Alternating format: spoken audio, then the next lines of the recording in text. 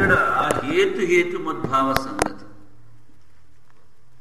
ఎందుకంటే మొదట్లో జన్మాద్యధికరణంలో ఈ జగత్తు యొక్క సృష్టి స్థితి లయంలో ఆ పరబ్రహ్మం నుంచి అని చెప్పాం. ఏ విధంగా అయితే కుండకు కారణం మట్టి, అలాగే ఈ జగత్తుకి ఉపాదాన కారణం చెప్పావు. మరి నిమిత్త కారణం కూడా పరబ్రహ్మమైనా లేకపోతే వేరు. ఎందుకంటే కుమ్మరి నిమిత్త కారణం, మట్టి ఉపాదాన కారణం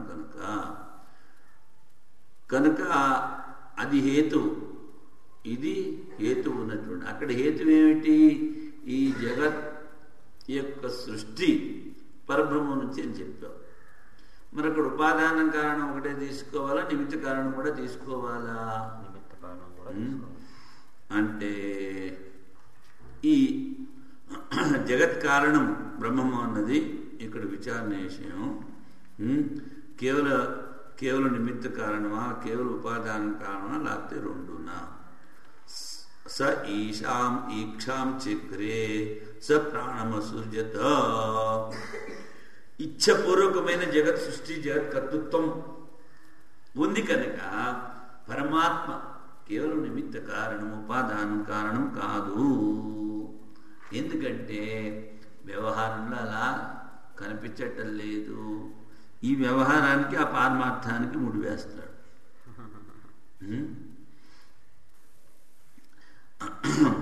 నిమిత్త కారణం మాత్రమే అంటే సిద్ధాంతం అంటాడు, నాయన బహుశ్యాం ప్రజాయేయ, అనేక రూపాలుగా అవుతాను అంటే ఏమిటి? అభినిమిత్త ఉపాదాన కారణము.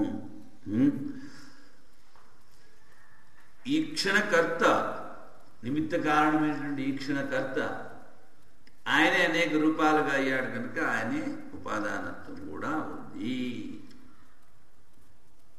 తర్వాత ఒక జ్ఞానముతో సర్వజ్ఞానం అని చెప్పారు కదా, మరి అది ఒకటే కారణం తీసుకుంటే ఎలాగవుతుంది? రెండు తీసుకోవాలి. ఆ పరమాత్మ అభిన్న నిమిత్త ఉపాదాన కారణం తీసుకోవాలి. సరే, మన భారతీయ తీర్థస్వాములు ఏంటంటున్నారు చూద్దాం.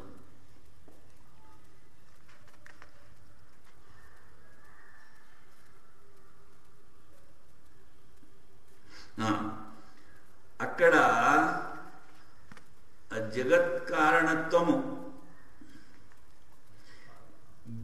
ఇక్కడ విషయం ఏమిటి అంటే జగత్ సృష్టి గురించి చెప్పినటువంటి వేదవాక్యాలన్నీ కూడా ఇక్కడ విషయం. బ్రహ్మ నిమిత్త కారణమేవ ఉపాదాన కారణమపి ఇది సందేహే. పూర్వపక్ష అంటా నిమిత్త కారణమే. ఎందుకని?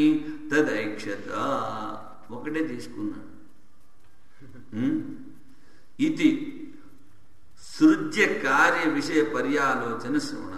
ఆయన విచారం చేశాడు. నేను అంటే కోరుకున్నాడు. పర్యాలోచన విచారణ చేశాడు. నిమిత్త భూతే కులాలాదౌ ఏవ కృష్టం. ముందు కుమ్మరి తన మనసులో కుండ ఈ విధంగా చెయ్యాలి అనుకుంటాడు, ఆ తర్వాత బట్టి తీసుకుని చేస్తాడు. కనుక వ్యవహారంలో నిమిత్త కారణం వేరు, ఉపాదాన కారణం వేరు. కానీ ఇక్కడ అలాగా నా ఉపాదాన భూతం మృదాదౌ. అందుకని ఇక్కడ నిమిత్త కారణమే తీసుకోవాలి, ఉపాదాన కారణం కాదంటే తదైక్షత బహుశ్యాం ప్రజాయేయ. ఐక్షత అన్నది నిమిత్త కారణం సంబంధమైంది. మరి బహుశ్యాం ప్రజాయ, అనేక రూపాల్లో అవుతాను అన్నది ఉపాదాన కారణం కూడా వచ్చేస్తుంది. ఆయన ఈక్షితురేవ ప్రకర్షేణ ఉత్పత్త్యా బహుభావ శ్రూయతే. ఈక్షణకర్త ఎవడైతే వాడే అనేక రూపాలుగా అయ్యాడని వినిపిస్తోంది. తత ఉపాదానమస్తి, నిమిత్తంతో పాటు ఉపాదానం కూడా ఉంది. ఏ నాశ్రుతం శృతం భవతి, ఏదైతే వినలేదో అది వినినట్లు అవుతుంది. ఇత్యాదిన బ్రహ్మణి ఏకస్మిన్ శృతే సతి, ఆ బ్రహ్మ గురించి విన్నట్లయితే అశ్రుత్వపి జగత్సుతమే భవతి. ఈ జగత్తు గురించి వినకపోయినా ఈ జగత్తు గురించి విన్నట్లయితే అవుతుంది. ఎందుకని? ఏక విజ్ఞానాన్ని సర్వవిజ్ఞానం, ఒక విజ్ఞానం ద్వారా సంపూర్ణ జ్ఞానం. తచ్చ బ్రహ్మణ సర్వోపాదానత్వే సతి, అది ఎలా కుదురుతుంది? ఆ బ్రహ్మ అన్నిటికీ ఉపాదాన కారణమైతేనే. బ్రహ్మ వ్యతిరేకేణ కార్యాణం అభావాత్, ఆ బ్రహ్మ కన్నా అతిరిక్తమైనది, అధిష్టానం కన్నా అతిరిక్తము కార్యం ఏదీ లేదు.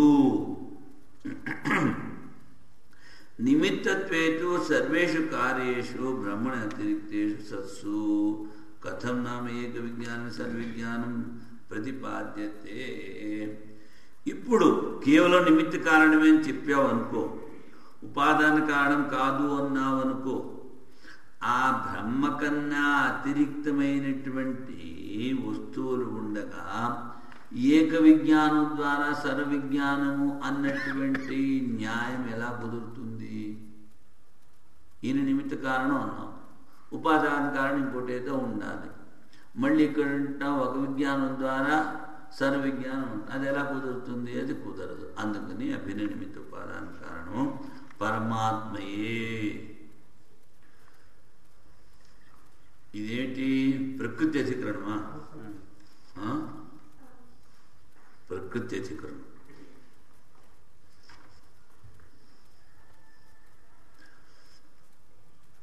ప్రకృతిశ్చ ప్రతిజ్ఞా దృష్టాంతానుపరోధాత్, ప్రకృతిశ్చ ప్రతిజ్ఞా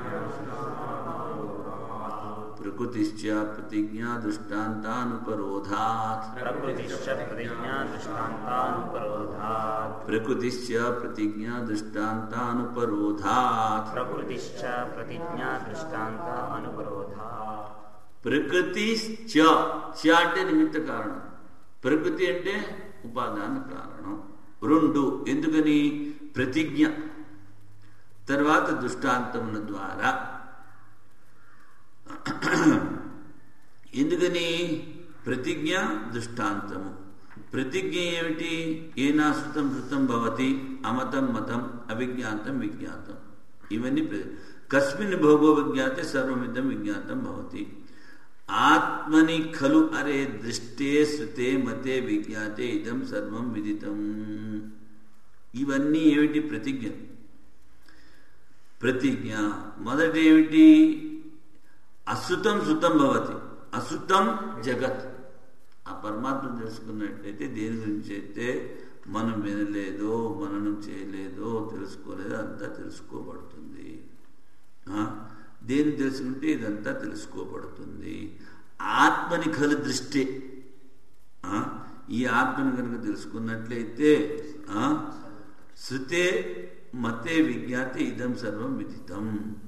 దాన్ని కనుక చూసినట్లయితే, దాని గురించి విన్నట్లయితే, దాని గురించి మననం చేసినట్లయితే, దాన్ని అనుభవించినట్లయితే ఇదంతా కూడా తెలిసిపోతుంది. ఇవన్నీ ప్రతిజ్ఞా వాక్యాలు. దృష్టాంతం ఏది? యథా సౌమ్య ఏకేన మృత్పిండేన సర్వం మన్మయం విజ్ఞాతం స్యాత్ వాచారంభణం వికారో నామధేయం మృతికేత్యేవ సత్యం. ఇది దృష్టాంతం. ఒక మట్టి పిండం ద్వారా సమస్తం మట్టితో చేసినవి తెలుసుకోబడతాయి. ఈ ప్రపంచమంతా వాచారంభణం, నోరుతో చెప్పడానికి మాత్రమే. పృథివ్యాం మోషదయ సంభవతి.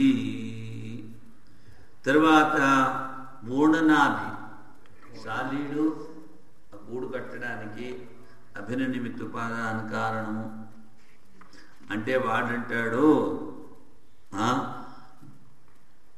చైతన్యం నుంచి జడమైన జగత్ ఎలా ఉత్పత్తి చెందింది? యథా జీవితాత్ పురుషాత్ కేశలోమాని.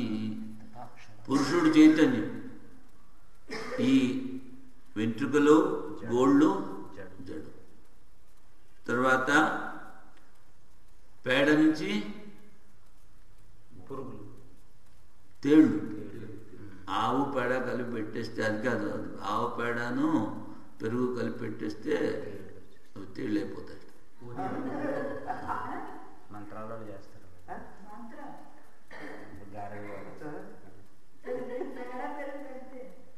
కలిపి పెట్టేస్తే తేలిపోతుంది. అంటే జడ నుంచి చైతన్యం దృష్టాంతం.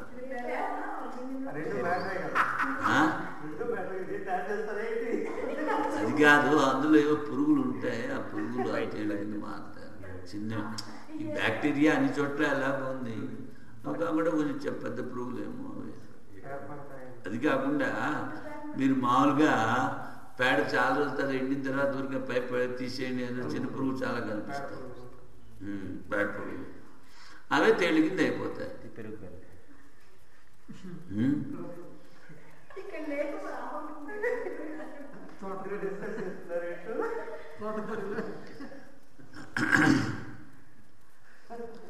తరువాత దుందువి దృష్టాంతం ఇచ్చారు. ఆ దుందువిని వాయించేవాడిని కానీ ఆ దుందువిని కానీ పట్టుకుంటేనే ఆ శబ్దం ఆగుతుంది. అదేవిధంగా ఉపాదాన కారణం తెలియకుండా సర్వ విజ్ఞానం కాదు, కేవలం నిమిత్త కారణాన్ని తెలుసుకుంటే సర్వ విజ్ఞానం కాదు. కనుక అవిద్యోపదేశాచ్చ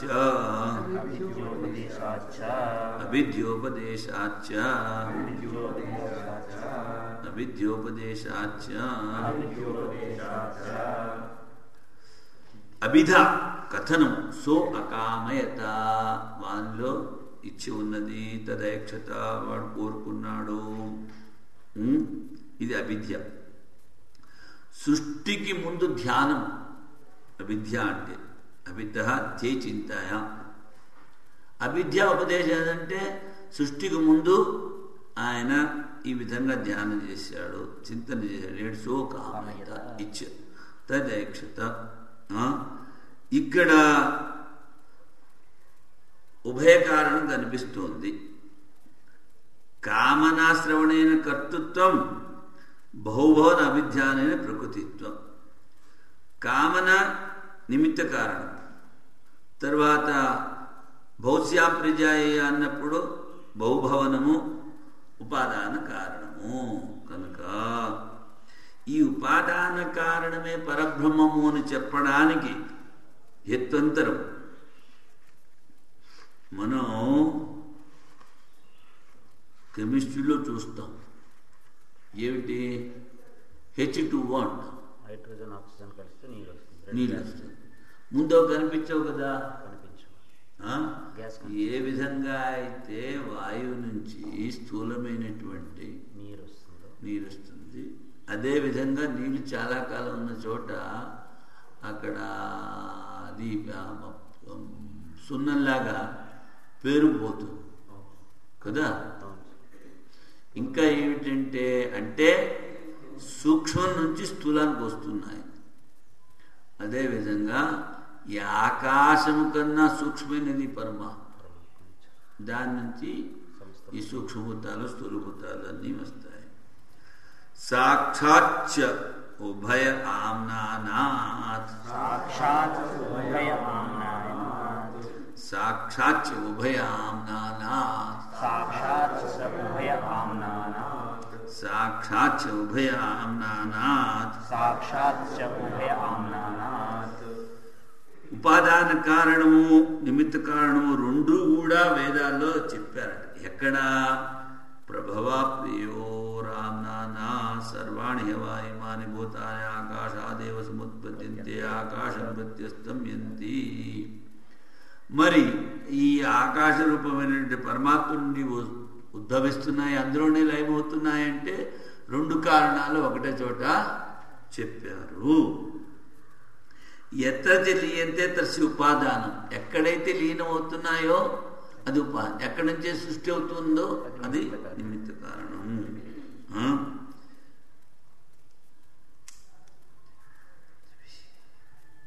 సరే,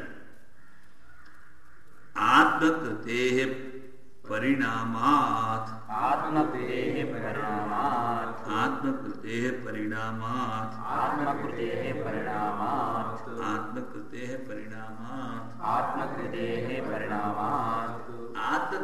పరిణామాత్ అంటే ఇక్కడ పరిణామం అంటే పరిణామవాదం కాదు, విభత్వాదం. ఎలాగంటే తద్ ఆత్మానం స్వయం అకురుత, తనేయట ఇక్కడ ఆత్మానం అనేది ద్వితీయ విభక్తి. ఆత్మానం స్వయం అకృత, ఆత్మని తన్నే చేశాడు. ఈ ఆత్మానం అనే ద్వితీయ విభక్తి కనుక ఇది ఇక్కడ కర్మ కదా. స్వయం అకృత అన్నది కర్తృత్వం. కర్తృత్వం కర్మత్వం రెండు ఉన్నాయి కదా. కర్తృత్వం నిమిత్త కారణము, కర్మత్వం ఉపాదాన కారణము. ఏకస్మిన్ బ్రహ్మణి కర్మత్వం కర్తృత్వం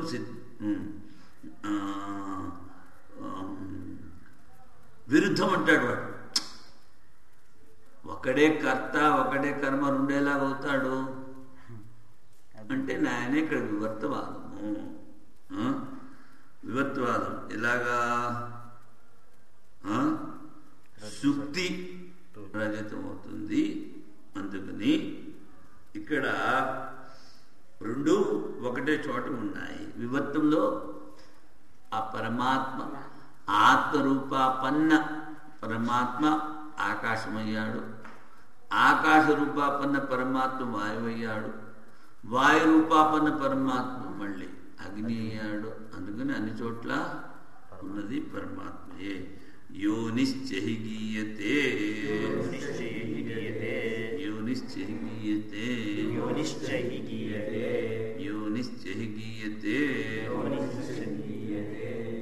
నువ్వు నిమిత్త కారణం అన్నావు, ఉపాదాన కారణం కాదు అన్నావు. ఇక్కడ ఉపాదాన కారణం చెప్తున్నారు.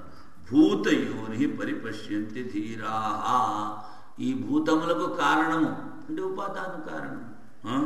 ధీర పురుషులు ముక్త పురుషులు చూస్తారు. కర్తారమీశం పురుషం బ్రహ్మయోనిం అని. ఇక్కడ ప్రకృతి వాచకము ఉపాదాన కారణము ఈ యోని శబ్దము.